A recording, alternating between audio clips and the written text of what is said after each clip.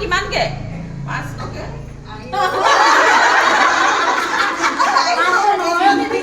ইনে লিষ্টখন আগতে দি দিব লাগিছিলে